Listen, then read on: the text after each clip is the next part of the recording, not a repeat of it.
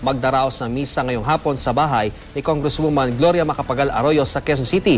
Pangungunahan nito ni Healing Priest Fernando Suarez. May reports si Trisha Zafra. Trisha?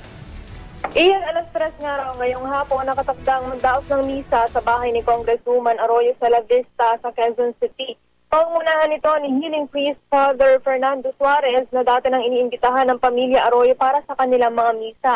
Pribado ito iyan at hindi pinayagan ng media na makuhanan. Ayon sa tagapagsalita ng Pangulo na si Elena Bautista Horn, ito lang ang schedule ni Ginang Arroyo ngayong araw at mananatili lang daw ang kongresista sa kanyang bahay. Hindi rin daw kasi ugali ni Arroyo na lumabas kapag araw ng linggo. Wala pa namang pahayag ang kampo ni Arroyo iyan kung kailan siya papasok sa Kamara para sa kanyang trabaho o kung kailan muling babalik sa Tagaytay City para sa kanyang alternative medicine treatment at kung kailan muli magsisimula ng kanyang physical therapy sa Veterans Memorial Medical Center. At yan muna ang latest mula sa Quezon City. Ian?